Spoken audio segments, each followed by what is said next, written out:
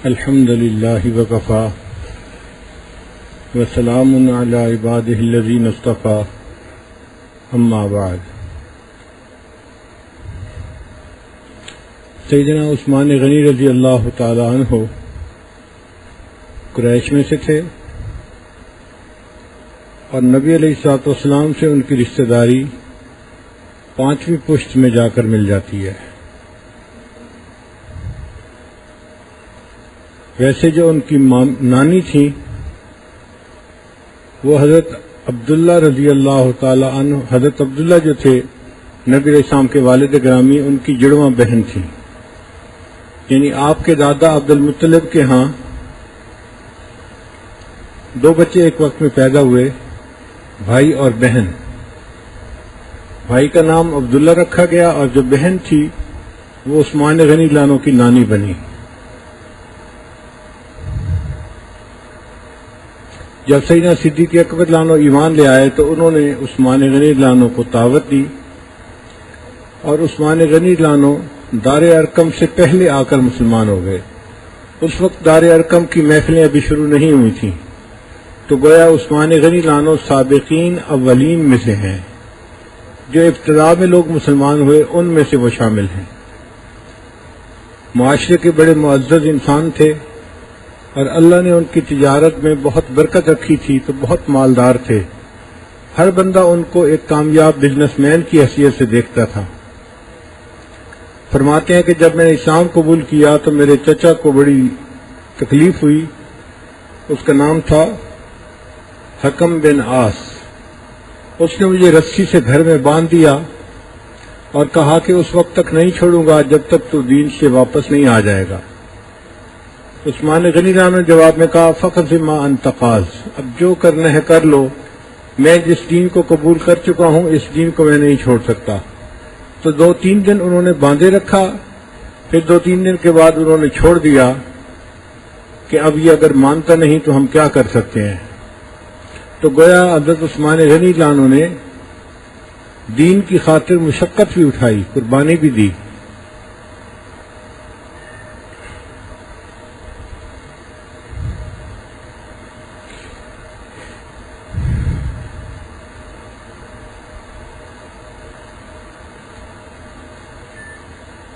حضرت عثمان غنی رضی اللہ تعالیٰ عنہ 10 مبشرہ میں سے تھے۔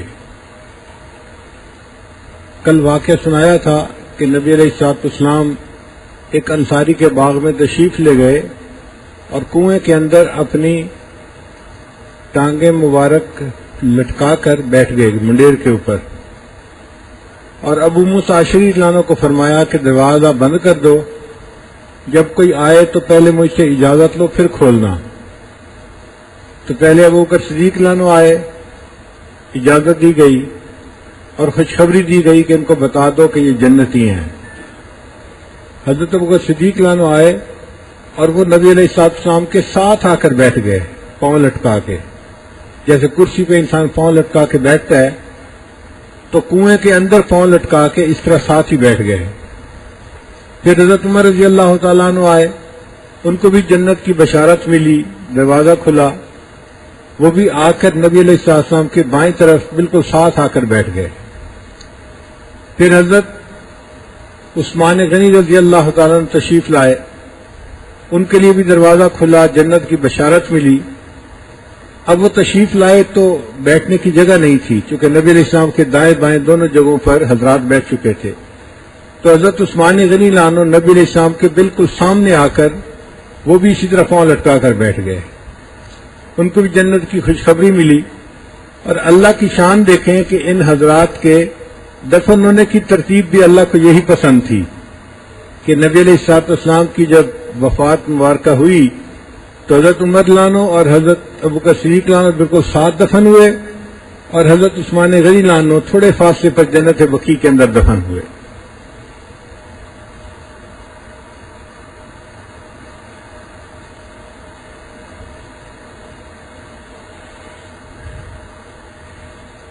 سیدہ صدیقہ رضی اللہ تعالیٰ نے فرماتی ہیں کہ نبی علیہ السلام کی طبیعت ناساز تھی، تو آپ صلی اللہ علیہ وسلم میرے حجرے میں لیٹے ہوئے تھے۔ وہ حجرہ کوئی بڑا نہیں تھا، ایک طرف 7 ہاتھ تھا اور ایک طرف 10 ہاتھ تھا، یعنی آپ اگر اس کو 10 ہاتھ کی بجائے 10 میٹر بھی سمجھ لیں تو بھی وہ چھوٹا سا حصہ بنتا ہے، اتنا زیادہ نہیں بنتا۔ تو فرماتی ہیں کہ نبی علیہ السلام لیٹے ہوئے تھے اور آپ کی جو تہبند تھی، چادر تھی، وہ ایک ٹانگ پر تھوڑی سی اوپر تھی، یعنی جہاں یہ موٹی پنڈلی ہوتی ہے نا، یہاں تک نیچے کا حصہ وہ انکورڈ تھا اور چادر اوپر کی طرف تھی۔ حضرت ابوبکر صدیق رضی اللہ عنہ آئے، اجازت مانگی تو نبی علیہ السلام نے اجازت دے دی۔ وہ اندر تشریف لائے تو نبی علیہ السلام جیسے لیٹے ہوئے تھے ویسے ہی لیٹے رہے۔ پھر حضرت عمر رضی اللہ عنہ آئے تو نبی علیہ السلام نے اجازت دی آنے کی اور اسی طرح پھر لیٹے رہے۔ پھر عثمان غنی رضی اللہ عنہ جب آئے تو نبی علیہ السلام اٹھ کر بیٹھ گئے، آپ نے اپنی تہبند کو ٹھیک کر لیا اور آنے کی اجازت دی۔ سیدہ عائشہ رضی اللہ عنہا فرماتی ہیں کہ میں بڑی حیران ہوئی کہ ابو بکروں کے عمر کے آنے پر نبی علیہ السلام نے اس طرح نہیں کیا، ان کے آنے پہ کیوں کیا؟ تو میں نے سوال پوچھا، اے اللہ کے نبی صلی اللہ علیہ وسلم، آپ نے ایسا معاملہ کیوں کیا؟ تو نبی علیہ السلام نے فرمایا، الا استحی من رجل تستحی من الملائکہ، کیا میں اس بندے سے حیا نہ کروں کہ جس بندے سے اللہ کے فرشتے بھی حیا کرتے ہیں؟ اللہ نے اسے ایسا با حیا بنایا ہے کہ اللہ کے فرشتے بھی اس سے حیا کرتے ہیں۔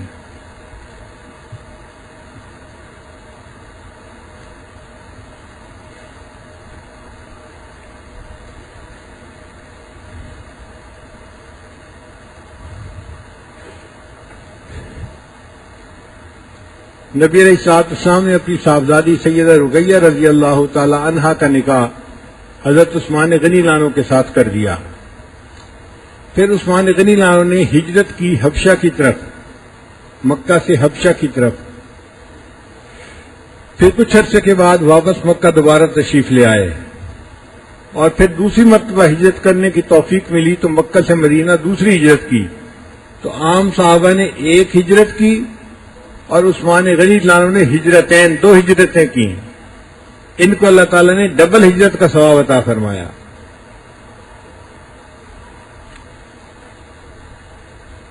مدینہ طیبہ پہنچے، وہاں پر زندگی گزارنے لگے اور وہاں بھی تجارت ہی شروع کر دی، تو اللہ تعالیٰ نے ان کے رزق میں اور برکت عطا فرما دی۔ اسامہ بن زید فرماتے ہیں کہ میں چھوٹا بچہ تھا تو نبی علیہ السلام کے گھر میں کوئی کھانا بنا تو آپ صلی اللہ علیہ وسلم نے وہ کھانا مجھے دے کر بھیجا کہ جاؤ میری بیٹی رقیہ کے گھر دے کے آؤ۔ میں چونکہ چھوٹا بچہ تھا، جیسے 2-3 سال کا بچہ ہوتا ہے، وہ فرماتے ہیں میں وہ کھانا لے کر گیا تو میں نے دیکھا کہ حضرت عثمان غنی رضی اللہ تعالیٰ عنہ اور ان کی اہلیہ سیدہ رقیہ رضی اللہ تعالیٰ عنہ وہ ایک ہی چارپائی کے اوپر بیٹھے ہوئے تھے۔ فرماتے ہیں کہ میں نے وہ کھانا ان کو دیا اور پھر واپس آ گیا تو نبی علیہ السلام کو میں نے بتایا کہ اللہ کے حبیب صاحب میں کھانا پہنچا آیا ہوں۔ تو نبی علیہ السلام نے مجھ سے سوال پوچھا کہ بتاؤ تم نے کبھی اتنا خوبصورت جوڑا دیکھا ہے؟ تو فرماتے ہیں کہ نبی علیہ السلام کے فرمانے کے بعد میں نے تصور میں جو سوچا تو میں حیران ہو رہا تھا کہ واقعی خاوند بیوی سے زیادہ خوبصورت تھا اور بیوی خاوند سے زیادہ خوبصورت تھی۔ اتنا خوبصورت جوڑا میں نے زندگی میں کبھی نہیں دیکھا جتنا خوبصورت جوڑا یہ تھا۔ تو اللہ تعالیٰ نے ظاہری حسن بھی عطا فرمایا تھا اور حسن سیرت بھی عطا فرمایا تھا۔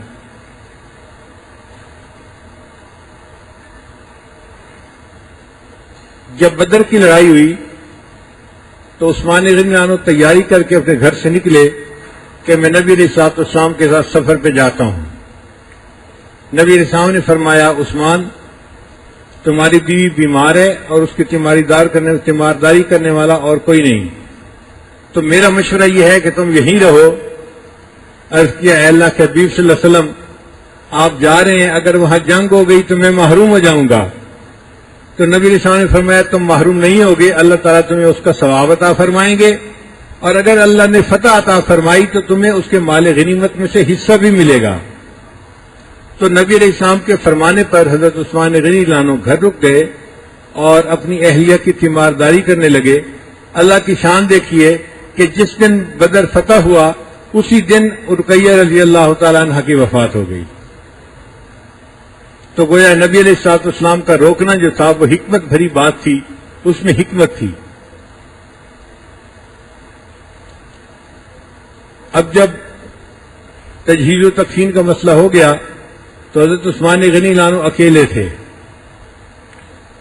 کوئی اچھا رشتہ ہو تو ہر بندے کی تمنا ہوتی ہے میری بیٹی میری بہن کا رشتہ یہاں ہو جائے، یہ ایک فطری سی بات ہے۔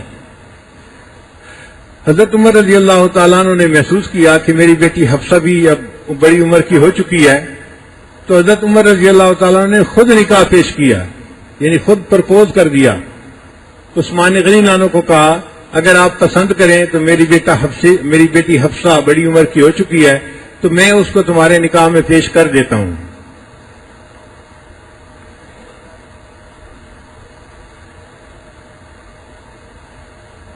تو جب انہوں نے یہ فرمایا تو حضرت عثمان غنی لانو نے فرمایا کہ اچھا سانظر فی امری، میں اس معاملے میں سوچتا ہوں، یعنی ہاں نہیں کی، یہ کہا اچھا میں سوچتا ہوں اس بارے میں۔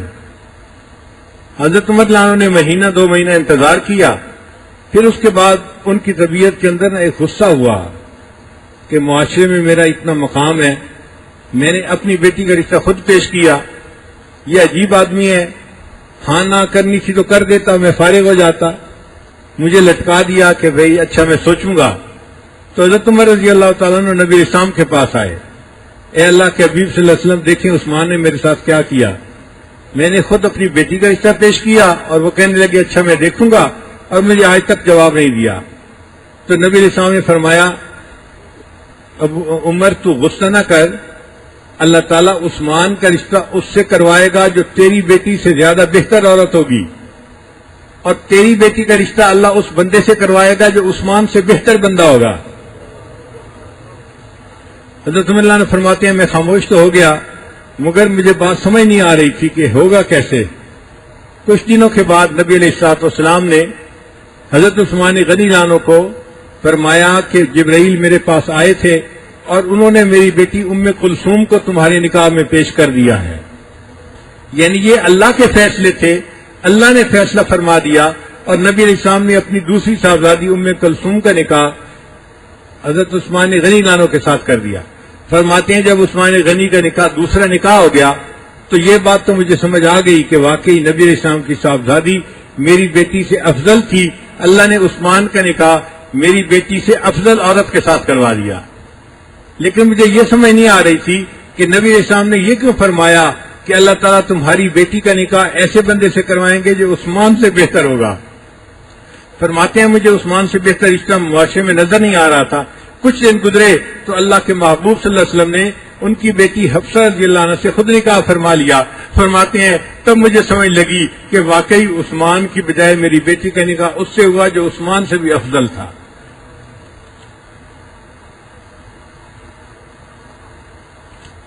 پھر اللہ کی شان دیکھیے کہ ام کلثوم رضی اللہ تعالی عنہ کی بھی وفات ہو گئی، تو نبی علیہ الصلوۃ والسلام نے حضرت عثمان جانو کو فرمایا لو ان لی 40 بنتن، اگر میری 40 بیٹیاں ہوتی لزوجتک واحدۃ بعد واحدہ، تو میں ایک کے بعد دوسری کا نکاح تمہارے ساتھ کرتا چلا جاتا، 40 بیٹیاں تمہارے نکاح میں پیش کر دیتا۔ اس سے اندازہ لگائیے کہ اللہ تعالیٰ نے حضرت عثمان غنی عنہ کو کیا مقام عطا فرمایا تھا۔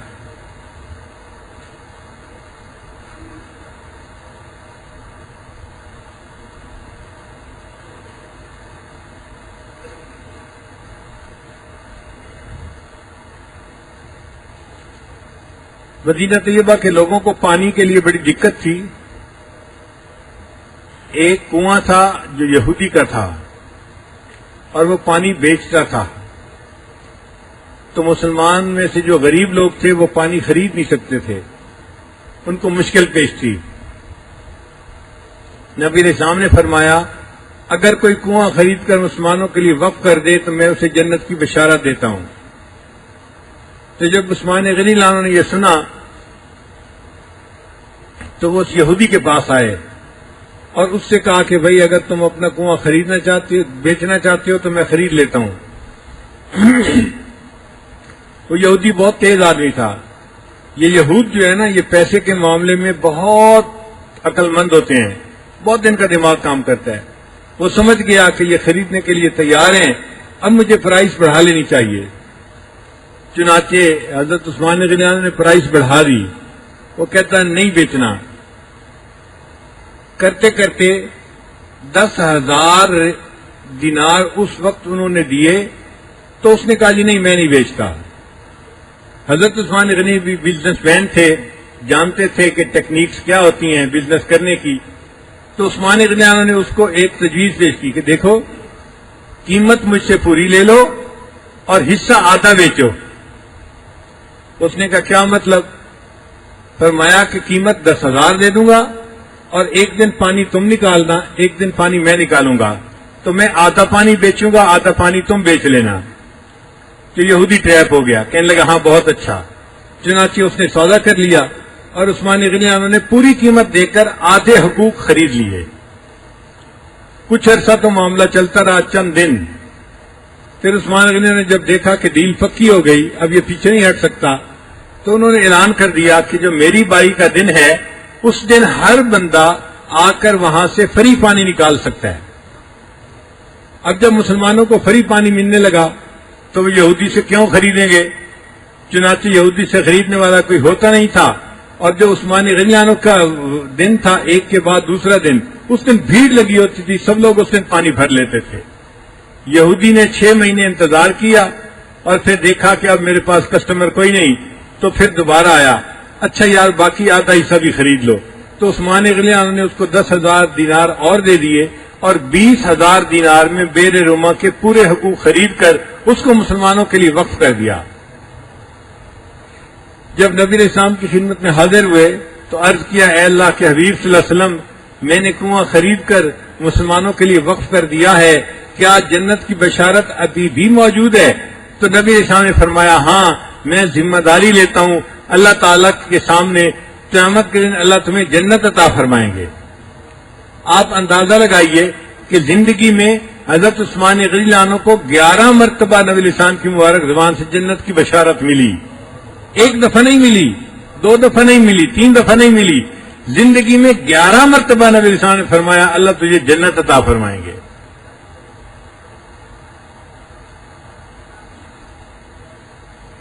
جب غزوہ تبوک ہوا تو نبی علیہ السلام نے اعلان فرما دیا کہ ہم نے تبوک کی طرف سفر کرنا ہے، سب لوگ تیاری کر لیں. عام دستور یہ تھا کہ نبی علیہ السلام جب غزوہ کے لیے تشریف لے جاتے تھے تو باتیں کرنا شروع کرتے تھے مشرق کی اور پھر تشریف لے جاتے تھے مغرب کو، تاکہ دشمن کو پتہ نہ چلے، بات لیک نہ ہو کہ جانا کہاں ہے. یہ ایک جنگی چال ہوتی ہے، طریقہ ہوتا ہے. ورنہ اگر بتا دیا جائے کہ ہمارا یہ ارادہ ہے تو دشمن راستے میں کسی جگہ لشکر کے اوپر حملہ کرنے کی پلاننگ کر سکتا ہے. تو نبی علیہ السلام باتیں پوچھتے تھے ایک طرف کی اور سفر پہ تشریف لے جاتے تھے دوسری طرف، پتہ ہی نہیں چلتا تھا کہاں جانا ہے. یہ پہلا موقع تھا کہ نبی علیہ السلام نے واضح طور پر بتا دیا. آپ کو خبر ملی تھی کہ روم کا بادشاہ اپنے لشکر کو لے کے مدینہ پر حملہ کرنے کے لیے آ رہا ہے. اب یہ روم کا جو بادشاہ تھا نا، یہ اس وقت کی بڑی حکومت تھی. جیسے سپر پاور ہوتی ہے نا، آج کے دور میں رشیا اور امریکہ کو سپر پاور کہا جاتا ہے. اس زمانے میں فارس اور روم یہ 2 سپر پاور تھی پوری دنیا کی. تو روم کا حملہ کرنا کوئی چھوٹی سی بات نہیں تھی. اور پھر ان کی ہمت دیکھو کہ بات چلی کہ وہ آ کر مدینہ پہ حملہ کرے گا. تو نبی علیہ الصلوۃ والسلام نے ارادہ فرما لیا کہ بجائے اس کے کہ وہ فوج کو لے کر آئے اور مدینہ پہ حملہ کرے، ہم نکل کے جائیں گے اور روم کے اوپر حملہ کریں گے اور اس کے ملک میں اس سے جنگ کریں گے. ہم بیٹل فیلڈ اس کے ملک کو بنائیں گے. چنانچہ آپ نے صحابہ میں اعلان فرما دیا کہ تیاری کرو. گرمی کا موسم بھی بہت تھا اور مسلمانوں کے پاس غربت کی وجہ سے سامان بھی زیادہ نہیں تھا. منافقین اس موقع پہ ایک طرف ہو گئے. وہ کہنے لگے لا تنفروا فی الحر، کہ گرمی بہت زیادہ ہے اور اس گرمی کے موسم میں سفر اور بھی مشکل ہے، لہذا ہم سفر پہ نہیں جا سکتے. اللہ نے ان کو جواب دے دیا قل نار جہنم اشد حرا، کہہ دیجئے کہ جہنم کی آگ اس سے بھی زیادہ گرم ہے۔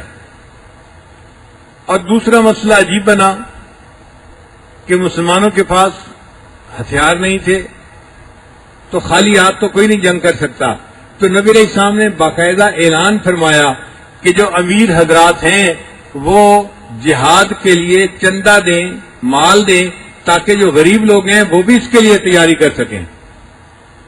حضرت عثمان غنی رضی اللہ عنہ نے 100 اونٹ بھرے ہوئے سامان کے ساتھ، لدے ہوئے سامان کے ساتھ دینے کا ارادہ کیا، تو نبی علیہ السلام نے فرمایا بہت اچھا، مگر عثمان غنی رضی اللہ عنہ تو بہت اچھا نہیں سننا چاہتے تھے، وہ تو چہرے پہ خوشی کے آثار دیکھنا چاہتے تھے کہ میرے آقا کے چہرے پر مجھے خوشی نظر آئے، مگر اللہ کے حبیب نے فرما دیا بہت اچھا۔ عثمان غنی رضی اللہ عنہ نے فرمایا اے اللہ کے حبیب میں 200 اونٹ لدے ہوئے سامان کے ساتھ دوں گا، تو نبی علیہ السلام نے فرمایا بہت اچھا۔ عثمان غنی رضی اللہ عنہ نے کہا اے اللہ کے حبیب صلی اللہ علیہ وسلم میں 300 اونٹ سامان کے ساتھ لدے ہوئے جہاد کے لیے پیش کروں گا۔ اللہ کے حبیب صلی اللہ علیہ وسلم نے سنا تو آپ کا چہرہ کھل گیا، خوشی کے آثار ظاہر ہو گئے۔ 300 اونٹ سامان کے ساتھ لدے ہوئے بہت بڑا مال تھا جو جہاد کے لیے پیش کیا گیا تھا۔ تو نبی علیہ السلام ایک جگہ بڑے خوش بیٹھے ہوئے تھے، عثمان غنی رضی اللہ عنہ نے سرپرائز دیا، یہ اپنے پاس 10,000 دینار لے کر آئے، ایک تھیلی کے اندر تھے، اور لا کر نبی علیہ السلام کی گود میں ڈال دیے۔ اے اللہ کے حبیب صلی اللہ علیہ وسلم 300 اونٹ سامان کے ساتھ لدے ہوئے الگ دوں گا، اور یہ 10,000 جو یہ اتنے جو یعنی دینار ہیں یہ اس کے علاوہ ہیں۔ تو نبی علیہ السلام ان دینار کو ہاتھ میں لے رہے تھے اور خوشی سے اظہار فرما رہے تھے، چنانچہ اللہ کے حبیب صلی اللہ علیہ وسلم نے فرمایا ما ضر عثمان ما عمل بعد اليوم، آج کے دن کے بعد عثمان جو بھی کرے گا اس کا اس کو نقصان نہیں ہوگا، اللہ اس کو جنت عطا فرما دیں گے۔ تو دیکھیے نبی علیہ السلام کی زبان مبارک سے بار بار ان کو جنت کی بشارتیں مل رہی ہیں۔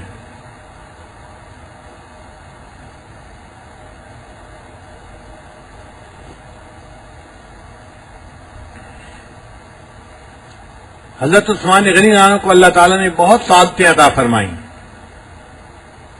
ان میں سے ایک سعادت یہ تھی کہ نبی علیہ السلام اپنے صحابہ کو لے کر عمرے کی نیت سے مدینہ سے مکہ کی طرف تشریف لے گئے۔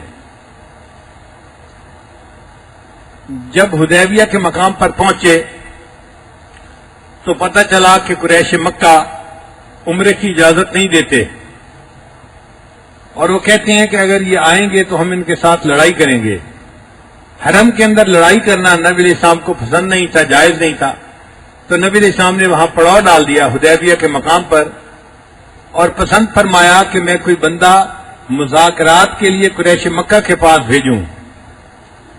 اب بہترین بندہ حضرت عمر رضی اللہ عنہ تھے، چونکہ زمانے جاہلیت میں بھی وہ قریش کے سفیر تھے، اللہ نے ان کو بولنے کا ملکہ دیا تھا، سمجھ عقل دی تھی، پرسنالٹی دی تھی۔ تو نبی علیہ السلام نے عمر رضی اللہ عنہ کو کہا کہ عمر آپ ہمارے سفیر بن کر جاؤ اور قریش مکہ سے بات کرو۔ انہوں نے عرض کیا اے اللہ کے حبیب صلی اللہ علیہ وسلم آپ جانتے ہیں میں نے بدر میں مشورہ دیا تھا کہ جتنے قیدی ہیں سب اپنے اپنے رشتہ دار کے سپرد کر دیے جائیں، اور رشتہ دار ان کو قتل کر دے، سب کو قتل کر دیا جائے، اور قریش مکہ کو میری اس بات کا پتہ ہے، میں اگر نمائندہ بن کر جاؤں گا تو قریش مکہ مجھے زندہ نہیں چھوڑیں گے، اور اس کے علاوہ بھی میں نے ان کو کئی مقام پہ کہا تھا کہ تمہارے اندر جرأت ہے تو تم نکلو میرے ساتھ مقابلے کے لیے، آج میں اکیلا جاؤں گا اور ان کا شہر ہے تو وہ اس شہر میں مجھے زندہ نہیں چھوڑیں گے۔ نبی صاحب نے فرمایا پھر کیا کیا جائے؟ عرض کیا اے اللہ کے نبی صلی اللہ علیہ وسلم میرے ذہن میں ایک مشورہ ہے، اگر اجازت ہو تو میں مشورہ دے دوں؟ نبی صاحب نے فرمایا ہاں دے دو۔ تو عرض کیا اے اللہ کے نبی صلی اللہ علیہ وسلم آپ عثمان غنی کو بھیجیں، یہ بہترین سفیر بن کر جائیں گے۔ نبی صاحب نے پوچھا وہ کیسے؟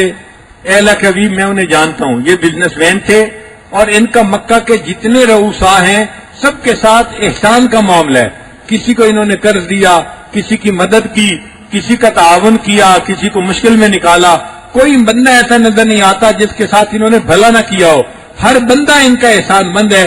جب یہ جائیں گے تو قریش مکہ ان کے ساتھ بدتمیزی نہیں کر سکیں گے۔ تو نبی علیہ السلام نے اس مشورے کو پسند کیا اور عثمان غنی لانو کو سفیر نبوت بنا کر مکہ والوں کے پاس بھیجا۔ عثمان غنی لانو مکہ والوں کے پاس گئے، وہاں جا کر ان لوگوں سے بات چیت کی، ان کو کہا کہ ہم عمرہ کرنا چاہتے ہیں۔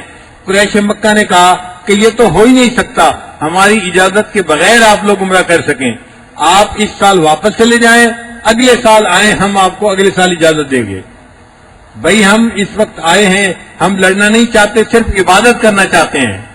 قریش مکہ نے کہا بات تو ساری ناک کی ہے، ہماری ناک کٹ جائے گی کہ ہماری اجازت کے بغیر تم آ کے عمرہ کر کے چلے گئے، ہم اجازت نہیں دے سکتے۔ تو عثمان غنی عنہ پھر وہیں رہے 2-3 دن۔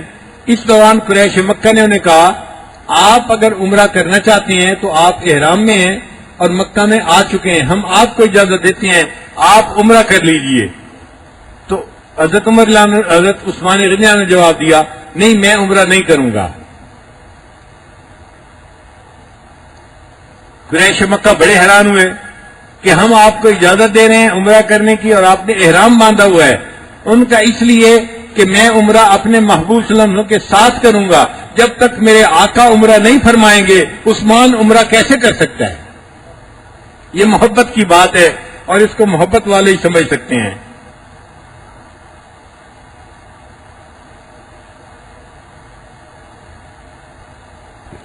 جب تک انسان کے اندر یہ عشق نہ ہو اس کو یہ راز سمجھ میں نہیں آتے۔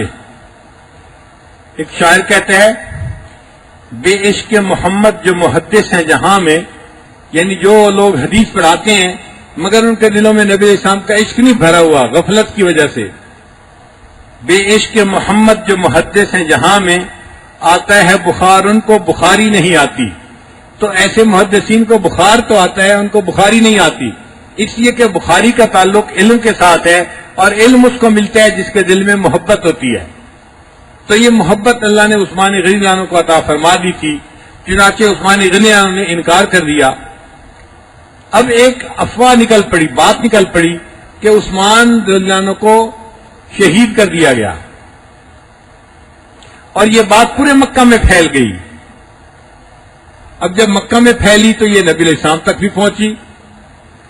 جب نبی علیہ السلام تک پہنچی تو آپ صلی اللہ علیہ وسلم کے دل میں بہت دکھ ہوا کہ ہمارے نمائندے کو انہوں نے شہید کر دیا۔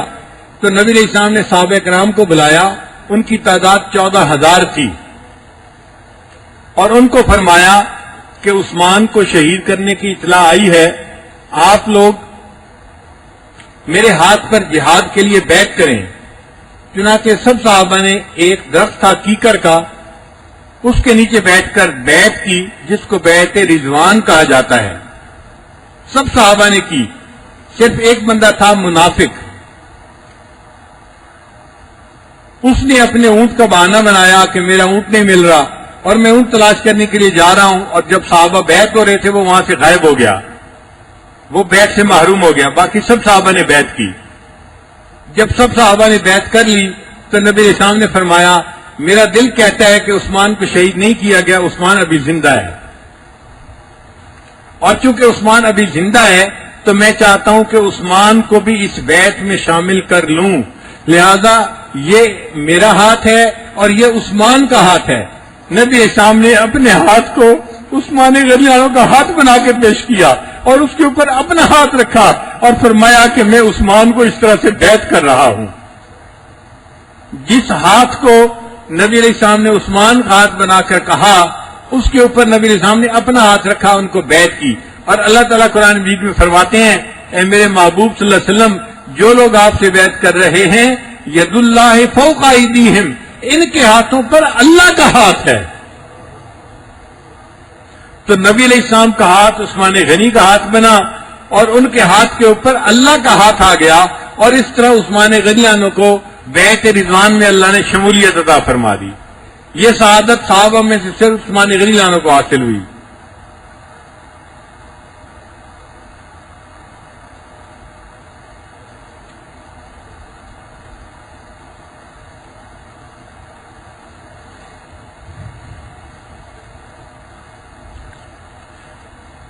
جب نبی علیہ الصلوۃ والسلام نے اپنی چھوٹی صاحبزادی سیدہ فاطمہ الزہرا خاتون جنت رضی اللہ تعالی عنہا کو حضرت علی عنہ کے ساتھ منسلک کیا تو حضرت علی عنہ فرماتے ہیں کہ میں ایک دیوار کے سائے میں بیٹھا تھا اور بڑا پریشان تھا کہ میں غریب ہوں، میرے پاس پیسہ نہیں، میں کیسے رخصتی کرواؤں گا، کیسے مہر ادا کروں گا اور کیسے شادی ہوگی۔ فرماتے ہیں اس غم زدہ بیٹھنے کی حالت میں عثمان رضی اللہ عنہ ملے، انہوں نے مجھ سے پوچھا علی اتنا پریشان کیوں بیٹھے ہو؟ فرماتے ہیں کہ میں نے انہیں بتایا کہ نبی علیہ السلام نے اپنی صاحبزادی کو نکاح کے لیے پیش کیا ہے، مگر میرے پاس وسائل نہیں ہے کہ میں رخصتی کا انتظام کر سکوں۔ عثمان رضی اللہ عنہ نے فرمایا علی پریشان مت ہو، تمہاری پوری شادی کا خرچہ میں اٹھاؤں گا۔ چنانچہ عثمان رضی اللہ عنہ نے خرچہ کیا اور خاتون جنت کی شادی طے ہو گئی۔ اللہ نے عثمان رضی اللہ عنہ کو بڑی سعادتوں سے نوازا۔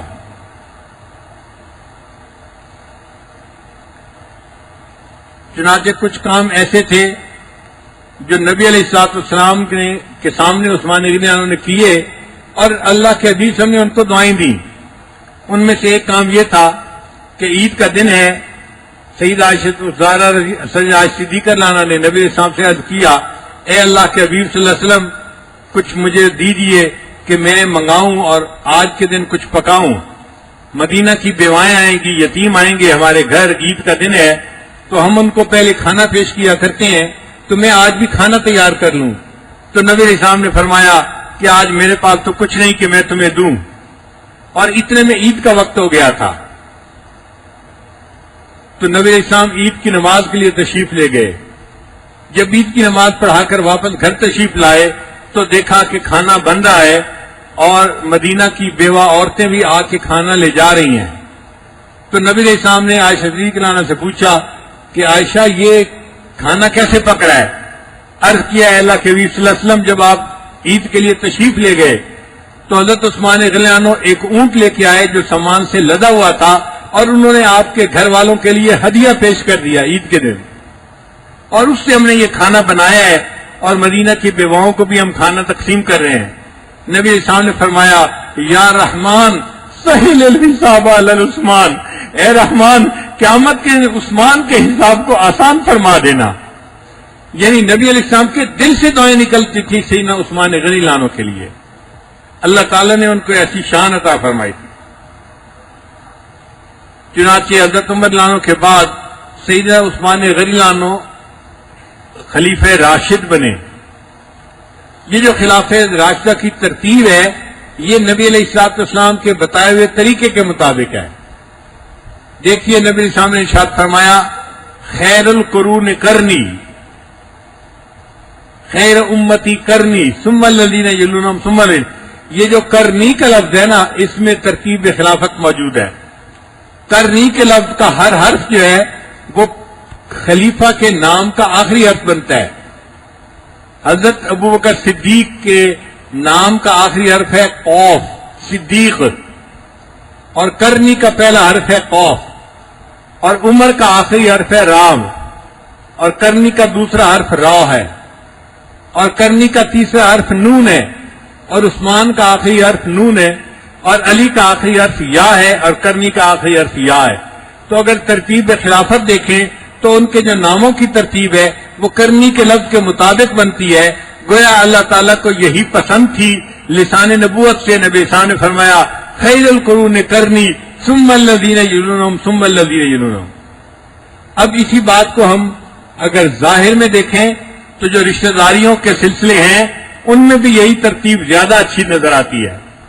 آپ غور سے دیکھیے کہ رشتے دو ہوتے ہیں، ایک ہوتا ہے سسر کا اور ایک ہوتا ہے داماد کا، دونوں قریبی رشتے ہیں، لیکن عزت کے اعتبار سے سسر کا درجہ باپ کی مانند ہوتا ہے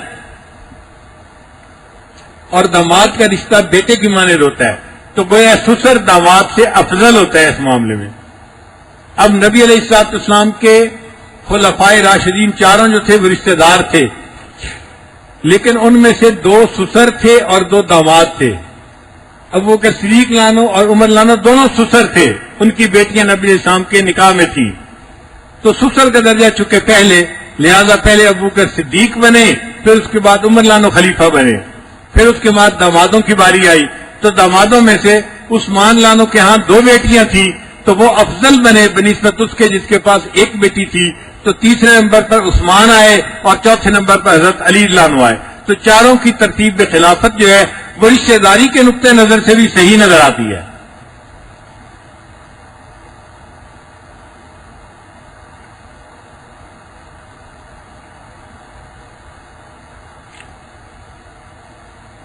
حضرت عمر رضی اللہ تعالیٰ عنہ نے اپنی وفات سے پہلے ایک شورا بنا دی تھی چند صحابہ کی کہ یہ بدری صحابہ ہیں اور عظیم ہیں اور ان میں عشرہ مبشرہ ہیں، یہ جس پر متفق ہوں گے وہ مسلمانوں کا خلیفہ بنے گا. ان میں ایک صحابی تھے عبد الرحمن بن عوف رضی اللہ تعالیٰ عنہ. وہ بڑے سمجھدار اور بڑے بدری صحابی تھے. وہ جو مجلس شورا تھی انہوں نے ان کے ذمہ لگا دیا کہ آپ جس کو پسند فرمائیں گے ہم اسی پر بیعت کے لیے تیار ہو جائیں گے.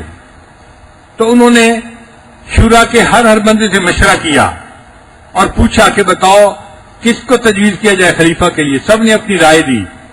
پھر وہ فرماتے ہیں کہ میں نے سب بدری صحابہ سے مشورہ کیا. پھر فرماتے ہیں کہ اس کے بعد جو اور بزرگ علماء صحابہ تھے میں نے ان سے بھی فردن سب سے مشورہ کیا. جب میں سب سے مشورہ کر چکا تو پھر آ کر میں نے حضرت علی عنہ سے بھی مشورہ کیا. میں نے ان کو کہا کہ مجھے یہ بتائیں اگر آپ کے سوا کسی اور بندے سے بیعت کرنی پڑے تو مسلمان کن سے بیعت کریں؟ تو انہوں نے کہا کہ میری نظر میں عثمان سے بہتر کوئی بندہ نہیں ہے.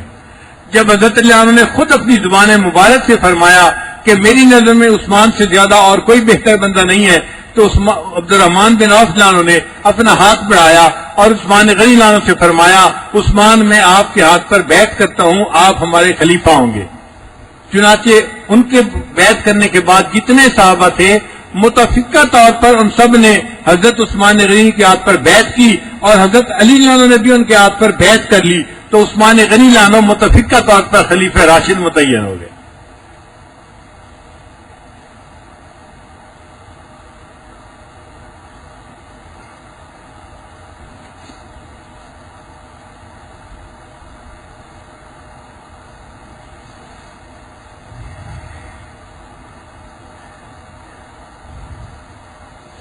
حضرت عثمان غنی عنہ کے زمانے میں دو کام بہت عجیب ہوئے.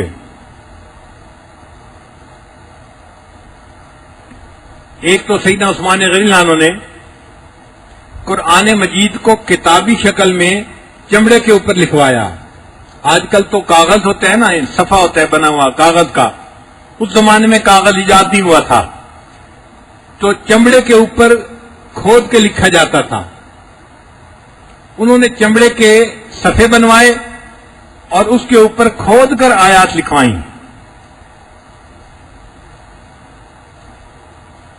یہ قرآن مجید کی آیات پہلے مختلف پارچات کے اوپر تھیں جن کو حضرت ابوبکر صدیق رضی اللہ عنہ نے ام المومنین حفصہ رضی اللہ عنہ کے پاس جمع کروا دیا تھا. اب عثمان غنی رضی اللہ عنہ نے ایک سٹیپ اور آگے لیا، ان سب کو اکٹھا کروا کر ایک کتابی شکل میں ان کو جو ہے لکھوایا اور باقاعدہ اس کی جلد بنوائی اور ایک کتاب بن گئی. تو 7 کتابیں بنوائیں. اس زمانے میں اسلام کے 7 صوبے تھے، ہر صوبے کے اندر ایک کتاب بھجوائی اور ان کو فرمایا کہ تم اس کے اوپر سب کو اکٹھا کر دو.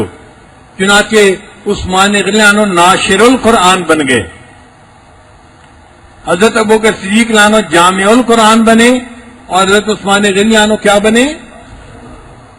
انہوں نے قرآن مجید کو نشر کیا پوری دنیا کے اندر. پھر انہوں نے قرآن مجید کے اندر 7 قرأتیں تھیں تو ایک کے اوپر سب کو اکٹھا کر دیا. 7 احرف کی بجائے ایک کے اوپر سب کو اکٹھا کر دیا. آج اس ایک کے اوپر پوری امت جو ہے تلاوت کرتی ہے اور امت کے اندر اس معاملے میں کوئی اختلاف نہیں ہے. تو یہ جو کارنامہ تھا کتابی شکل میں پیش کرنا اور ایک کے اوپر ساری امت کو اکٹھا کرنا، یہ سیدنا عثمان غنی رضی اللہ عنہ کا تھا.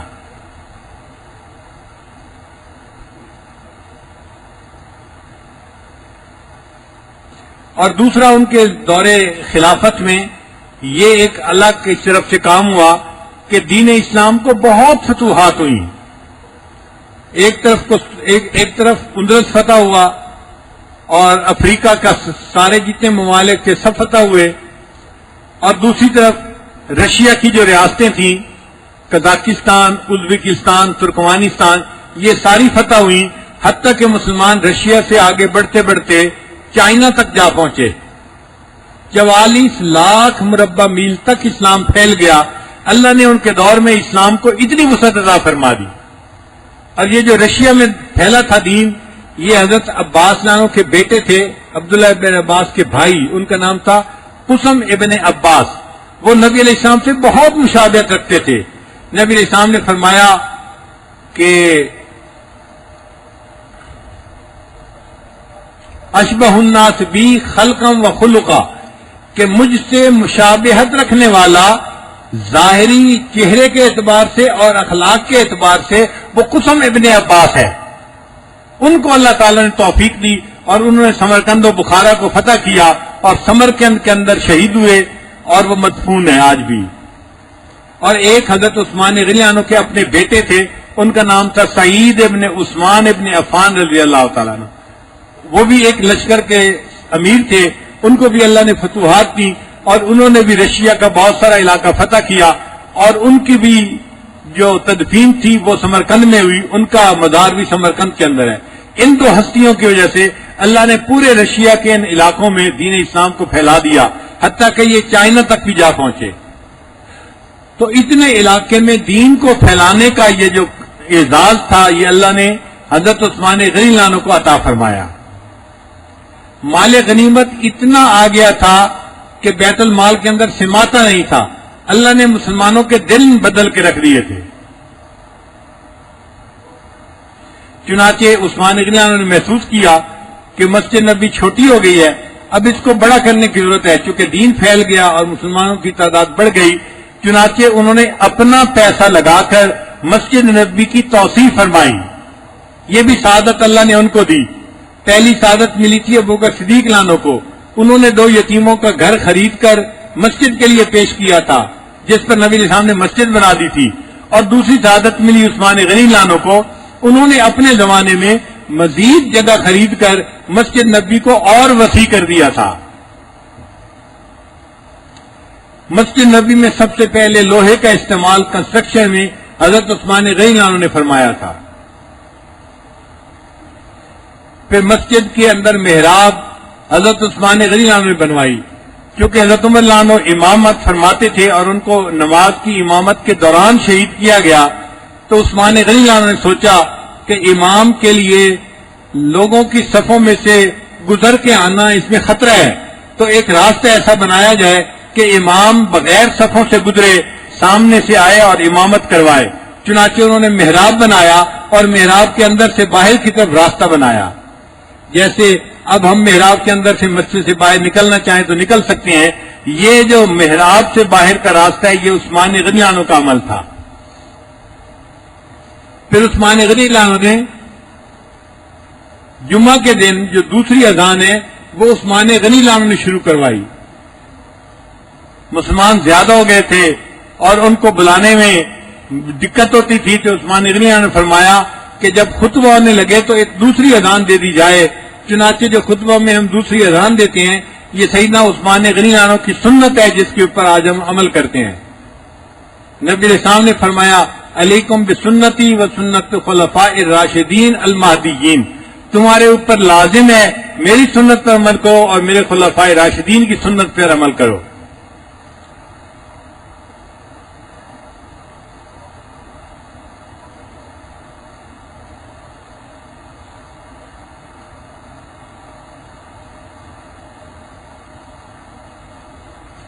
حضرت عثمان غنی عنہ اللہ کے راستے میں بہت خرچ کرتے تھے،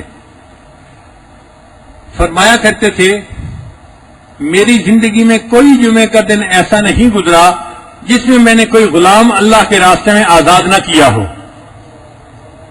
میری زندگی میں کوئی جمعے کا دن ایسا نہیں گزرا کہ جس جمعے کے دن میں نے کوئی غلام اللہ کے راستے میں آزاد نہ کیا ہو۔ اب جن کو اللہ نے ایسی سخاوت عطا فرمائی اور دین کے لیے ایسا دل عطا فرمایا، سوچئے ان کو لسان نبوت سے 11 مرتبہ جنت کی بشارت مل گئی۔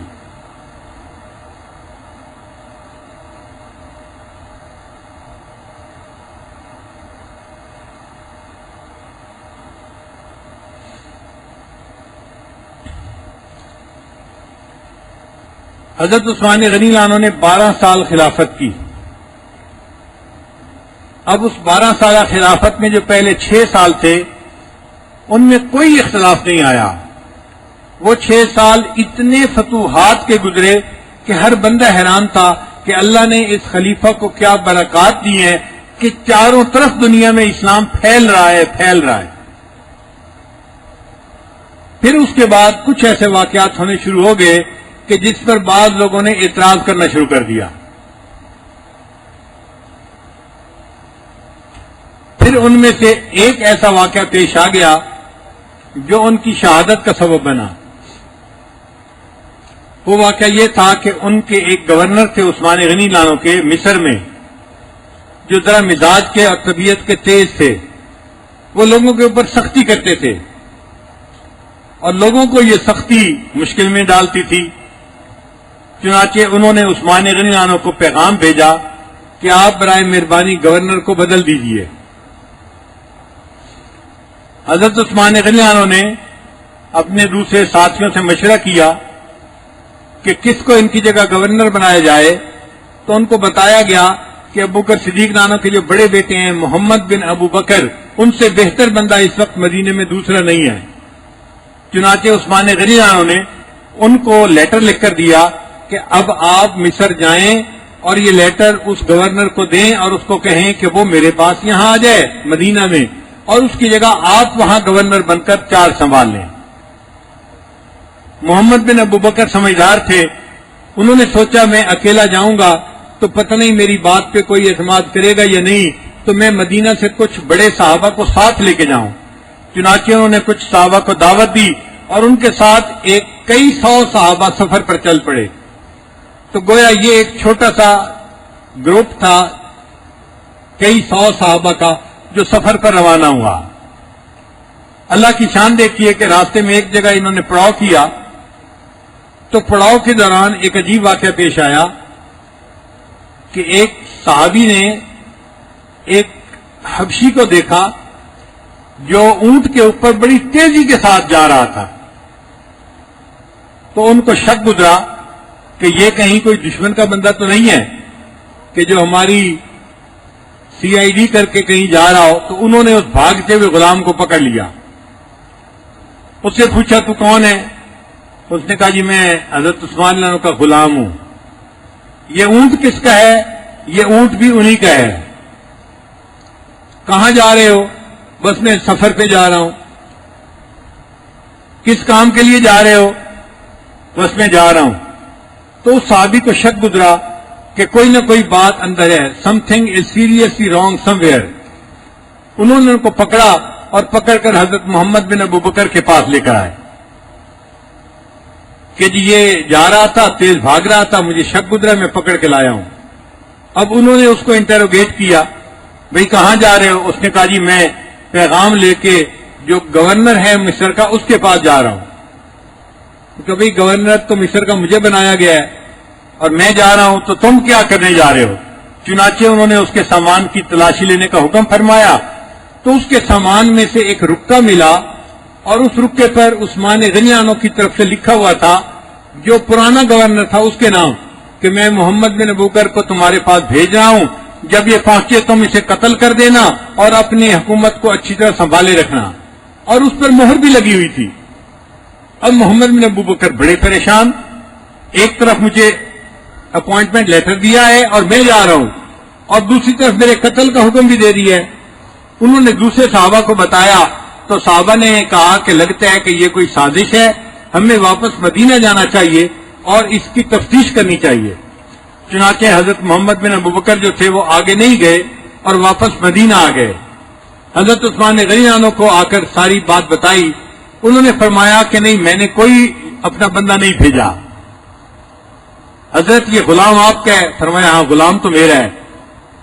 یہ اونٹ آپ کا ہے؟ اونٹ تو میرا ہی ہے، لیکن چونکہ میرے بہت سارے اونٹ ہیں، بہت سارے غلام ہیں، تو دفتر کے کام کرنے والے لوگ ہیں وہ بھی لوگوں کو کسی نہ کسی کام پہ بھیجتے رہتے ہیں، تو آفس چلتا رہتا ہے. لیکن میں نے نہیں بھیجا. میں قسم اٹھا کر کہتا ہوں کہ یہ لیٹر میں نے نہیں لکھا اور میں نے یہ آرڈر نہیں دیے. اب وہ جو گروپ تھا واپس آیا تھا، انہوں نے کہا کہ آپ کے قسم اٹھانے پر ہمیں یقین ہو گیا کہ آپ کی طرف سے ایسی بات کوئی نہیں ہوئی. لگتا یہ ہے کہ آپ کے جو نیچے کام کرنے والے ہیں نا، ان میں کوئی بندہ ایسا ہے کہ جس نے سازش کی ہے اور وہ اس طرح محمد بن ابوبکر کو قتل کروانا چاہتا تھا اور فساد مچانا چاہتا تھا. لہذا ہمیں اختیار دیں کہ ہم آپ کے نیچے والے جو دفتر کے لوگ ہیں ان کا محاسبہ کریں اور ان میں سے پکڑیں. ایک آدمی اس وقت کام کرتا تھا جو عثمان غنی نانو کا رشتہ دار تھا، اس کا نام تھا مروان. ان کو اس پہ شک تھا کہ یہ چونکہ قریبی ہے تو حضرت عثمان غنی نانو کی جو مہر لگائی تو یہی لگا سکتا ہے اور یہی کام یہ کر سکتا ہے. چنانچہ انہوں نے کہا کہ جی مروان کو ہمارے حوالے کرو. حضرت عثمان غنی نانو نے محسوس کیا کہ اگر میں نے مروان کو ان کے حوالے کر دیا تو یہ لوگ تو اس کو قتل کر دیں گے اور ایک اور قتل کا جو ہے معاملہ شروع ہو جائے گا اور اس کا ذمہ دار میں بنوں گا. عثمان غنی نے فرمایا کہ دیکھو مجھے تھوڑے دن دو، میں پہلے خود تفتیش کرتا ہوں، پھر جو مجھے ہوگا میں آپ لوگوں کے حوالے کر دوں گا. اب نزاع کا جو پوائنٹ تھا وہ یہ تھا، لوگ کہتے تھے کہ نہیں فلاں کو ہمارے حوالے کرو، اور حضرت فرماتے تھے کہ میں خلیفہ ہوں، مجھے موقع دینا چاہیے 10 دن، مہینہ، 2 مہینے، میں تفتیش کروں، جو تفتیش میں مجرم نکلے گا میں اس کو حوالے کروں گا. میں ایسے ہی کوئی بندہ کیسے حوالے کر دوں؟ اگر ایسے ہی کوئی بندہ حوالے کر دوں گا تو میں مجرم بنوں گا.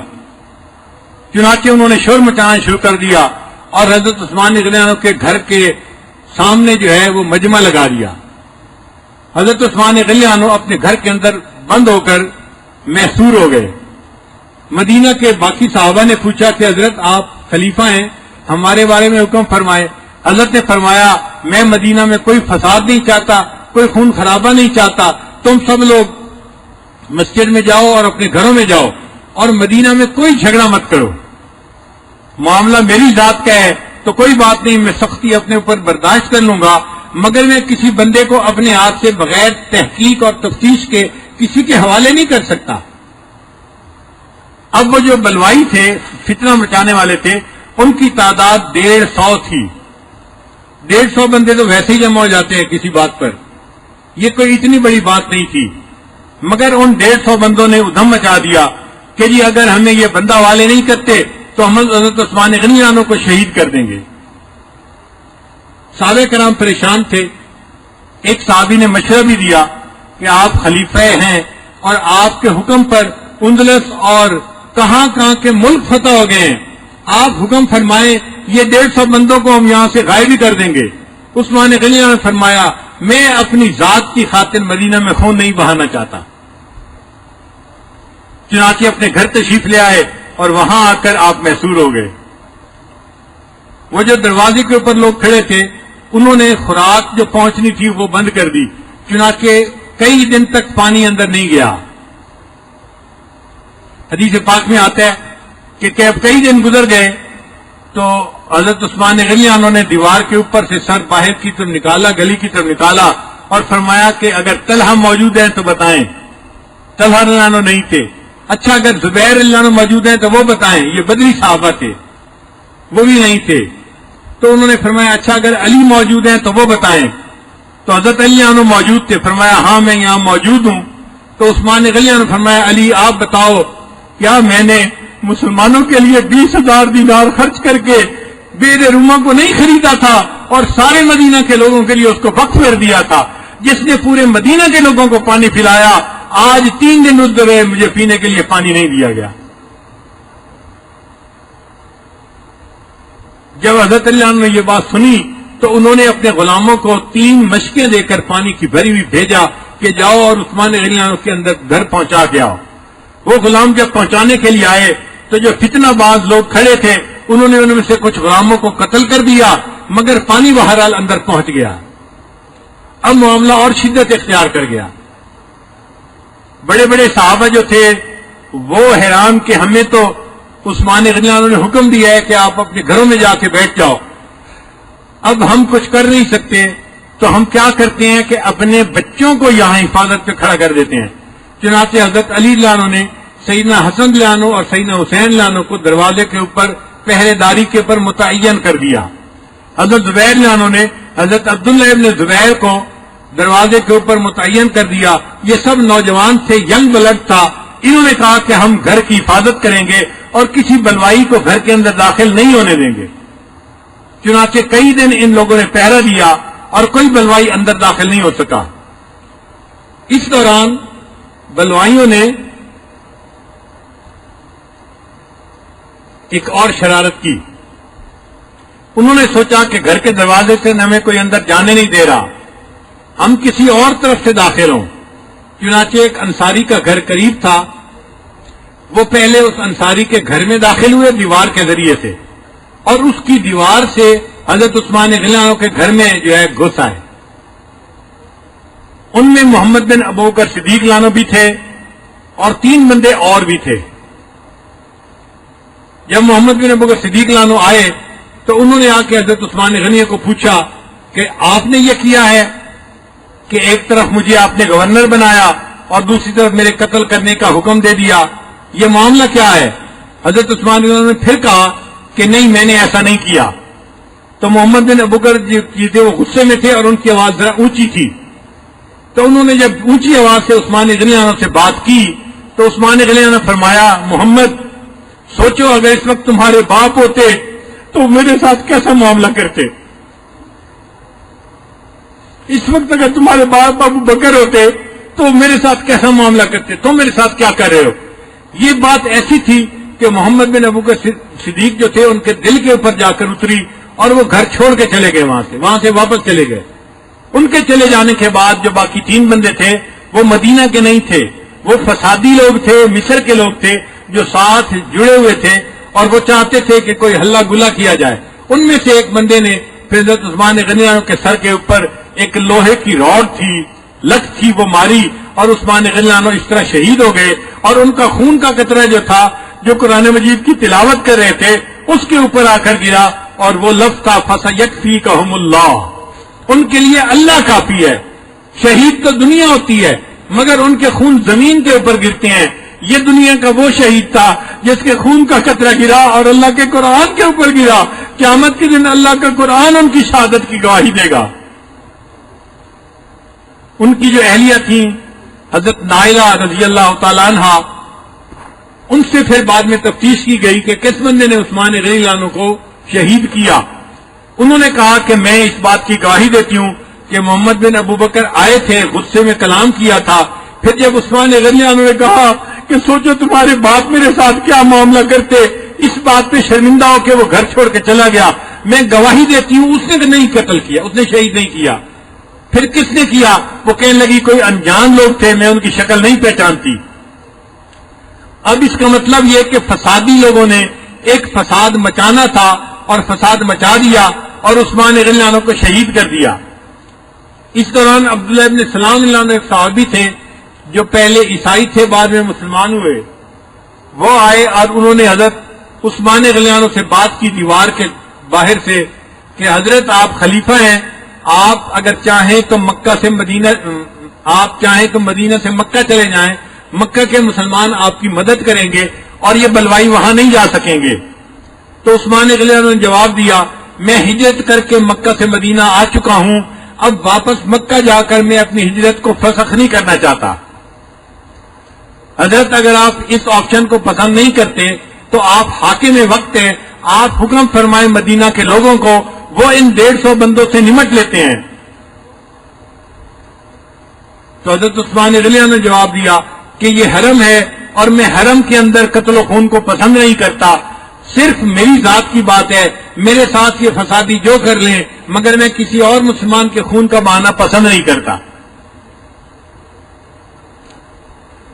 پھر اس کے بعد ایک آپشن یہ تھی کہ حضرت عثمان غنی عنہ خلافت چھوڑ دیتے، اچھا کسی اور کو خلیفہ چن لو، مگر عثمان غنی عنہ نے فرمایا کہ میں نے نبی علیہ الصلوۃ والسلام سے خود یہ سنا تھا، نبی علیہ السلام نے فرمایا عثمان تمہیں ایک لباس عطا کیا جائے گا اور پھر اس کے بعد ایک وقت آئے گا کہ اتارنے کے لیے کہا جائے گا، تم اس کو مت اتارنا، کیونکہ نبی علیہ السلام نے خود مجھے فرمایا تھا کہ تم اس کو مت اتارنا، لہذا میں خلافت کو خود نہیں چھوڑ سکتا۔ اب ساری آپشن ختم ہو گئی۔ پھر ایک دن ایسا آیا کہ جب محاصرہ لمبا ہو گیا تھا تو پھر لوگوں نے پوچھا کہ حضرت اب تو آپ باہر آ جائیں، ہم آپ کی حفاظت کرتے ہیں، یہ 150 بندے کیا ہے جنہوں نے دم مچا رکھا ہے؟ تو عثمان غنی نے فرمایا کہ دیکھو میں روزے سے ہوں اور آج رات میں نے خواب میں نبی علیہ السلام کی زیارت کی ہے اور نبی علیہ السلام نے مجھے فرمایا ہے عثمان میں تمہارا انتظار کر رہا ہوں، تم اپنا روزہ میرے پاس آ کر افطار کرنا۔ عثمان میں تمہارا انتظار کر رہا ہوں، تم اپنا روزہ میرے پاس آ کر افطار کرنا۔ تو عثمان رضی اللہ عنہ کو نبی علیہ السلام کے اس خواب کی وجہ سے یقین ہو گیا کہ مجھے اب شہید کر دیا جائے گا۔ شہادت کی خوشخبری تو پہلے ہی مل چکی تھی، نبی علیہ السلام نے بتا دیا تھا احد کے پہاڑ کے اوپر کہ تیرے اوپر شہید موجود ہیں۔ تو عثمان رضی اللہ عنہ کو شہادت کی خبر پہلے مل چکی تھی، لیکن اب ان کو خواب کے بعد یقین آ گیا تھا کہ وہ وقت آ گیا جب یہ بات پوری ہو جائے گی۔ اللہ کی شان، وہ شہید مظلوم تھے، ان کو ظلم کی وجہ سے شہید کیا گیا۔ کوئی حق نہیں بنتا تھا کہ جنہوں نے دین کے لیے اتنی خدمت کی ہو اور مسلمانوں کی اتنی خیر خواہی کی ہو اور مسلمانوں کے اوپر اتنا اپنا مال لٹایا ہو، ان کو شہید کیا جائے۔ مگر انسان فطری طور پر نا احسان فراموش ہے، فطری طور پر انسان جو ہے نا وہ احسان فراموش ہے، لہذا وہ احسانات کو بھول جاتا ہے اور چھوٹی چھوٹی باتوں پہ غصے میں آ کے وہ پھر اپنی مرضی کرنے پہ تل جاتا ہے۔ بہرحال اللہ تعالیٰ نے ان کو شہادت کا رتبہ عطا فرمانا تھا، ان کو شہادت نصیب ہو گئی اور وہ سیدنا عثمان غنی شہید بن گئے۔ یقتل مظلوما، کتابوں میں لکھا ہے کہ ان کو ظلم کے ساتھ قتل کیا گیا، ورنہ قتل کی کوئی وجہ بنتی نہیں تھی۔ وہ 1 مہینہ صبر ہی کر لیتے کہ ٹھیک ہے ہم آپ کو 1 مہینہ دیتے ہیں، آپ اپنی تفتیش کے بعد جس کو مجرم سمجھیں گے ہمارے حوالے کریں تو ہم اس کو سزا دیں گے۔ یہ تھوڑی سی بات تھی، مگر جلد بازی ہوتی ہے طبیعت میں، ایسے میں انسان صبر نہیں کر پاتا، اور اللہ تعالیٰ یہی بندے کو آزماتے ہیں کہ اس کے اندر تحمل ہے یا جلد بازی ہے۔ جلد بازی کی وجہ سے چھوٹی چھوٹی باتوں کے پروں کے پرندے بنا دیتے ہیں اور پہاڑ بنا دیتے ہیں، اور اتنا دل کے اندر وسعت نہیں ہوتی کہ کسی بات کو دل میں لے کے چند دن صبر کے ساتھ گزار لیں۔ تو بلوائیوں نے ناحق طریقے پر گویا سیدنا عثمان غنی اللہ عنہ کو شہید کیا۔ اب اس کے اوپر تاریخ والوں نے حضرت عثمان غنی اللہ عنہ پر کچھ الزام لگائے۔ آپ ذرا غور کیجئے، ان میں سے کچھ الزام تو بہت ہی فضول قسم کے الزام تھے۔ مثلا ایک الزام یہ لگایا کہ جی آپ بدر کی جنگ میں شہید نہیں ہوئے تو آپ بدری صحابی نہیں ہیں، آپ کو خلیفہ بننے کا حق حاصل نہیں تھا۔ آپ اندازہ لگائیے، یہ کوئی اعتراض ہے کرنے والا؟ جب اللہ کے محبوب صلی اللہ علیہ وسلم نے حضرت عثمان غنی عنہ کی ڈیوٹی گھر میں لگا دی کہ تم اپنی بیوی کی تیمارداری کرو اور اگر ہمیں فتح ہوئی تو ہم مال غنیمت میں تمہارا حصہ بھی رکھیں گے، تو گویا نبی علیہ السلام نے ان کو بدری صحابی شمار کیا اور ان کو حصہ بھی ملا۔ اب کون ہے کہ جو کہنے والا ہو کہ جی وہ بدر گئے کیوں نہیں؟ اور اس پر پھر دلیل کیا دی دینے والوں نے؟ بہت ہی فضول قسم کی دلیل حضرت کعب بن مالک نانو کی کہ جی وہ غزوہ تبوک میں جانا تھا، نہیں گئے اور اس کی وجہ سے اللہ کی ان پر ناراضگی ہوئی۔ بھائی دونوں قصوں میں فرق تو دیکھو، وہاں جانا تھا، حکم نبوت تھا، جاؤ، نہیں جا سکے کسی وجہ سے، عذر کی وجہ سے، تو ان کا قصہ الگ ہے۔ یہاں جانا چاہتے تھے عثمان غنی عنہ، اپنے گھر سے تیار ہو کے آ گئے تھے نبی علیہ السلام کے پاس، نبی علیہ السلام نے پھر ڈیوٹی لگا دی، تم جاؤ گھر میں اپنی بیوی کی تیمارداری کرو، تمہیں ہم مال غنیمت میں سے حصہ دیں گے اور تمہیں بھی اس میں سے ثواب ملے گا۔ تو جب نبی علیہ السلام نے متعین فرما دیا تو اس قصے کے تائید میں اس قصے کو پیش نہیں کر سکتے، کعب لانے والے قصے کو، لہذا جنہوں نے الزام لگایا وہ بھی غلط تھا اور جنہوں نے اس کے لیے حضرت کعب کا قصہ پیش کیا وہ بات بھی غلط تھی۔ ایک الزام ان کے اوپر یہ لگایا گیا کہ حضرت عثمان غنی عنہ اپنے رشتہ داروں کو عہدے دیا کرتے تھے بڑے بڑے، اور یہ الزام قریبی وقت کے بڑے بڑے علماء نے بھی لگایا۔ ایک کتاب ہے خلافت و ملوکیت، جو ایک صاحب نے لکھی، جن کا پاکستان کے اندر ایک بہت بڑی جماعت ہے، جو جماعت پہلے ہے اور اسلامی بعد میں ہے۔ ایک تو ہوتا ہے نا اسلامی جماعت کہ اسلام پہلے ہے جماعت بعد میں، ان کے ہاں جماعت پہلے ہے اسلام بعد میں ہے۔ انہوں نے بھی خلافت و ملکیت میں یہی بات لکھی کہ جی اپنے رشتہ داروں کو بڑے بڑے عہدے دے دیا کرتے تھے۔ اب آپ خود سوچئے کہ یہ کوئی اعتراض کرنے والی بات ہے؟ اگر کوئی بندہ کسی عہدے کا اہل ہو اور وہ رشتہ دار بھی ہو تو کیا اس کو نہیں دینا چاہیے عہدہ؟ رشتہ داروں کے ساتھ تو زیادہ اس نے سلوک کرنا چاہیے۔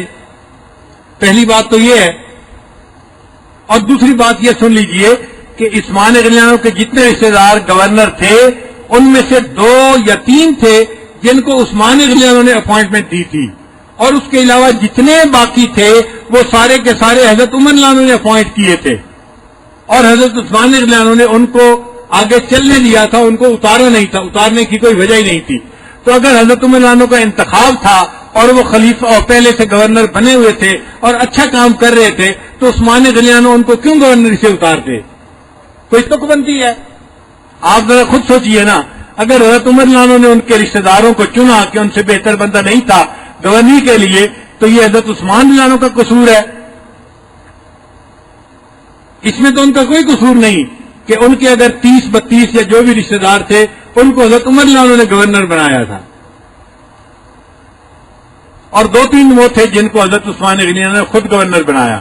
تو اس سے بات نکال لی کہ جی اپنے رشتہ داروں کو وہ بڑے بڑے عہدے دے دیا کرتے تھے، اور پھر دوسرا الزام یہ لگایا کہ اپنے رشتہ داروں کو بڑی بڑی رقمیں ہدیے میں دے دیا کرتے تھے۔ بھئی بندہ ان سے پوچھے اگر بیت المال کا پیسہ ہدیے میں دیا ہے تو اعتراض کی گنجائش نکلتی ہے کہ خلیفہ وقت نے صحیح فیصلہ نہیں کیا، اگر ذاتی مال ہدیے میں دیا ہے تو تم اعتراض کرنے والے کون ہو؟ یہ کوئی اعتراض کی بات ہے کہ جی اپنے رشتہ داروں کو بڑی بڑی رقمیں ہدیے میں دے دیا کرتے تھے؟ اب یہ حضرت عثمان غنی پر اعتراض بنتا ہے، کتنا فضول قسم کا اعتراض ہے۔ اب ذرا قصہ بھی سن لیجئے کہ بڑی بڑی رقمیں ہدیہ دینے کا واقعہ کیا ہے۔ افریقہ کا ایک ملک تھا جو مسلمانوں نے فتح کیا، پھر وہاں سے آگے جب قدم بڑھایا تو پیچھے ایک بندہ تھا جس نے ملک میں پھر انتشار پھیلا دیا اور وہاں کے مسلمان پھر باغی ہو گئے، تو لشکر کو پھر لوٹ کے آنا پڑا اور پھر ان سے جنگ کرنی پڑی۔ 2-3 مرتبہ ایسا ہوا، مسلمان اس کو فتح کرتے اور پھر کسی کو نائب بنا کے آگے جاتے، جب آگے جاتے تو پیچھے پھر خلفشار ہو جاتا اور پیچھے پھر خانہ جنگی ہو جاتی اور لشکر کو پھر لوٹنا پڑتا۔ بار بار جب یہ ہوا تو حضرت عثمان غنی نے سوچا کہ مجھے اس کا کوئی مسئلہ حل کرنا چاہیے۔ چنانچہ ان کے ایک رشتہ دار تھے جو بڑے سمجھدار تھے اور بڑے معزز جو ہے وہ شخصیت تھے معاشرے کی، حضرت عثمان غنی نے ان کو وہاں کا گورنر بنا کر فوج کا سپہ سالار بنا کر بھیجا اور سپہ سالار کو کہا کہ آپ ان کو فوج کی کمان حوالے کر دیں، اور ان کو سمجھایا کہ اس فتنے کو اچھی طرح سے جو ہے وہ ڈیل کرو اور جو اس کی بنیاد ہے نا اس کو توڑو تاکہ یہ بار بار فتنہ سر نہ اٹھائے۔ وہ وہاں گئے اور گورنر بن گئے، یعنی وہاں کے امیر لشکر بن گئے۔ اب انہوں نے جنگ کی، جو وہاں لوگ تھے ان کو یہ پتہ چلا ایک ہی بندہ ہے جو یہ سارا فساد مچانے والا ہے، اگر اس بندے کو قتل کر دیا جائے تو وہ بندہ جو ہے قتل ہونے کے بعد باقی ساری عوام اسلام پر رہے گی اور یہ شورش ختم ہو جائے گی۔ چنانچہ انہوں نے ذہن بنا لیا کہ ہم نے اس بندے کو نہیں چھوڑنا تاکہ فساد باقی نہ رہے۔ اب دونوں فوجیں آمنے سامنے آ گئی۔ اب جب آمنے سامنے فوجیں آئیں تو وہ جو بندہ تھا اس کو اطلاع بھی مل گئی، جاسوسوں نے اطلاع دے دی کہ جناب آپ کے اوپر ان کی نظر ہے، آپ کے لیے مشکل وقت آ گیا۔ تو وہ چالاک آدمی تھا، اس نے اعلان کروا دیا فوج میں کہ جو بندہ دشمن کے امیر کا سر میرے پاس لائے گا میں اس کو 1,00,000 دینار انعام میں دوں گا۔ اس نے فوج میں اعلان کروا دیا۔ اب اس کی فوج کا ایک ایک بندہ اس تلاش میں تھا کہ جنگ ہو اور ہم امیر لشکر کو ماریں اور اس کا سر لے کے جائیں اور 1,00,000 دینار اس کا ہم انعام وصول کریں۔ اب یہ اطلاع مسلمانوں میں بھی آ گئی۔ اب جو مسلمانوں کے امیر لشکر تھے انہوں نے کسی طرح تو اس کا حل نکالنا تھا نا، انہوں نے اس کا حل یہ نکالا کہ اپنی فوج میں بھی اعلان کروا دیا جو دشمن کے امیر کا سر میرے پاس لائے گا میں بھی اس کو 1,00,000 دینار انعام دوں گا۔ یعنی ان کے اعلان کے جواب میں امیر لشکر نے بھی اعلان کروا دیا اب مسلمانوں کے اندر بھی ایک جوش پیدا ہو گیا کہ ہم امیر لشکر کو قتل کریں گے اور اتنے بڑے انعام کے حقدار بنیں گے۔ اب اگلے دن جب جنگ ہوئی تو اللہ کی شان دیکھیں کہ اللہ نے مسلمانوں کو فتح عطا فرمائی، اور ایک ایسے صحابی تھے جنہوں نے ان کے امیر کو قتل کیا، اور وہ جو شورش تھی وہ ہمیشہ کے لیے ختم ہو گئی، اور وہ اس کا سر لے کے آئے اور امیر لشکر کو کہا کہ جی آپ نے اعلان کروایا تھا 1,00,000 دینار انعام دینے کا، تو اب میں انعام کو مستحق ہوں، مجھے انعام دیجیے۔ امیر لشکر نے کہا کہ اچھا مال غنیمت جمع کرتے ہیں، اب مال غنیمت میں سے میں آپ کو 1,00,000 دینار انعام دے دیتا ہوں۔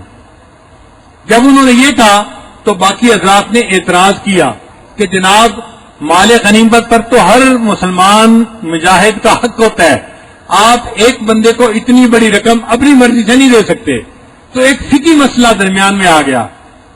وہ کہتے تھے کہ دیکھو میں نے اس لیے اعلان کروایا تھا کہ اس نے میرے لیے اعلان کروایا تھا، اور میرے اعلان کی برکت سے وہ قتل ہو گیا، شورش ختم ہو گئی، اللہ نے اسلام کو فتح عطا فرمائی، اب میں اپنی طرف سے تو نہیں دے سکتا، تو میں تو مال غنیمت میں نہیں دے سکتا ہوں۔ دوسرے صحابہ کہتے تھے کہ آپ نے اعلان کروایا یہ آپ کا عمل ہے، مگر آپ بیت المال میں سے نہیں دے سکتے، بیت المال میں سب کا حق ہے۔ ایک مسئلہ کھڑا ہو گیا۔ اب یہ مسئلہ سیدنا عثمان غنی عنہ کے پاس پہنچا کہ حضرت امیر لشکر نے اعلان کروایا تھا 1,00,000 دینار انعام دینے ہیں، یہ کہتے ہیں میں مال غنیمت میں سے دیتا ہوں، اور دوسرے لوگ اعتراض کرتے ہیں کہ نہیں دے سکتے، اس میں ہر بندے کا حق ہے، ہر بندے میں سے جب تک ہر بندہ اجازت نہیں دے گا نہیں دے سکتے آپ۔ حضرت عثمان غنی عنہ کے سامنے ایک مسئلہ پیش ہوا۔ حضرت عثمان غنی عنہ نے اب اس کا بہترین حل نکالا۔ وہ بہترین حل کیا تھا کہ عثمان غنی عنہ نے فرمایا کہ ٹھیک ہے ہم وہ انعام بیت المال کے مال میں سے نہیں دے سکتے، لیکن آفٹر آل جو بندہ مطالبہ کر رہا ہے کہ اعلان کیا گیا مجھے انعام ملنا چاہیے، اس کا مطالبہ بھی ٹھیک ہے۔ حضرت عثمان غنی عنہ نے اپنے ذاتی مال میں سے 1,00,000 دینار اس امیر لشکر کو ہدیہ دے دیا جو رشتہ دار تھا، اور اس نے اس بندے کو پے کر دیا، اور مسئلہ حل ہو گیا۔ اتنی خوبصورتی سے مسئلہ حل کر دیا گیا، بجائے اس کے کہ حضرت عثمان غنی عنہ کی شہرت کی جاتی اور ان کی تعریفیں کی جاتی۔ تاریخ والوں نے کتاب میں لکھا عثمان لانو اپنے رشتہ داروں کو بڑی بڑی رقمیں ہدیہ دے دیا کرتے تھے۔ اب آپ بتائیے کہ اس اعتراض کا کیا کوئی حق بنتا ہے؟ ان اعتراض کرنے والوں سے کوئی پوچھے بھئی تم معاملے لگتے ہو؟ حضرت عثمان غنی عنہ کا اپنا مال تھا، انہوں نے جس کو چاہا ہدیہ دیا، اور انہوں نے مسئلے کو اچھے طریقے سے حل کیا، اعتراض بھی نہیں بنتا بلکہ ان کی تعریف کرنی چاہیے۔ وہ کتنے اچھے خلیفہ تھے کہ جنہوں نے اپنی قربانی دے کر اس مسئلے کو حل کر دیا، بجائے تعریف کرنے کے جو دشمن لوگ ہوتے ہیں وہ نقطے نکال رہے ہوتے ہیں اعتراضات کے۔ تاریخ کی کتابوں میں لکھ دیا گیا جی وہ اپنے رشتہ داروں پہ بڑی بڑی رقمیں خرچ کر دیا کرتے تھے۔ چنانچہ خلافت ملکویت کتاب میں بھی یہ 2 اعتراض لکھے گئے، ایک اپنے رشتہ داروں کو بڑے بڑے عہدے پیش کرتے تھے، اور اپنی اپنے رشتہ داروں کو بڑی بڑی رقمیں ہدیہ کر دیا کرتے تھے۔ اب آپ بتائیے ان اعتراض کی کیا اصل اور کیا حقیقت ہے؟ اللہ تعالیٰ ہمیں سیدنا عثمان غنی عنہ کے ساتھ سچی محبت عطا فرمائے، اور ہم قیامت کے دن ان کے وکیل بن کر کھڑے ہوں، ان کی صفائی پیش کرنے والے بنیں۔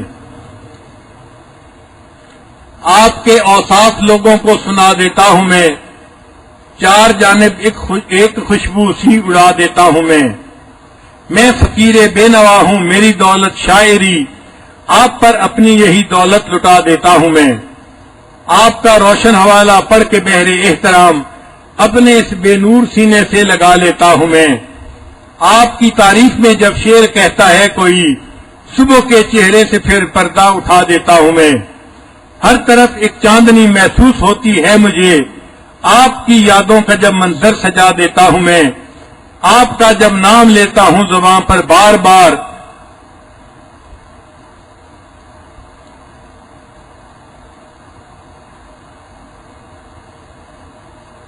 خود کو یوں خوشبو کی لہروں میں بہا دیتا ہوں میں۔ اللہ تعالیٰ ہمیں اس ہستی کی سچی محبت عطا فرمائے جو اتنے باحیا تھے کہ ان سے اللہ کے فرشتے بھی حیا کیا کرتے تھے، جنہوں نے بشریت کو پاک دامنی کے اس نقطے تک پہنچایا کہ جہاں اللہ کے فرشتے بھی ان سے حیا کرتے تھے، جنہوں نے 2 ہجرتیں کی، جن کے ہاتھ کو نبی علیہ السلام نے اپنا ہاتھ فرمایا، اور جن کو ذی النورین بننے کا شرف حاصل ہوا۔ علماء نے لکھا ہے کہ تاریخ میں کوئی ایسا بندہ نہیں گزرا جس کو کسی نبی کی دوہری دامادی کا شرف حاصل ہوا. نبی کی ایک بیٹے تو نکاح میں آئی، جیسے حضرت شعیب علیہ السلام کی ایک بیٹی موسیٰ علیہ السلام کے نکاح میں آئی، لیکن کسی نبی کی دو بیٹیاں ایک ہی بندے کے نکاح میں آئی ہوں، یہ سعادت حضرت عثمان غنی لانوں کو اللہ نے عطا فرمائی. اللہ تعالیٰ ہمارے دلوں میں ان کی محبت کو اور زیادہ بڑھائے اور ہمیں قیامت کے دن ان کے قدموں میں جگہ عطا فرمائے. وآخر دعوانا ان الحمد للہ رب العالمین.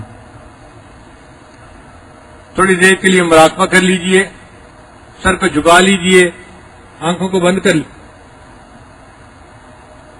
دنیا اور جو کچھ دنیا میں ہے اس سے ہٹ کٹ کے اللہ کی یاد میں ڈوب جائیے.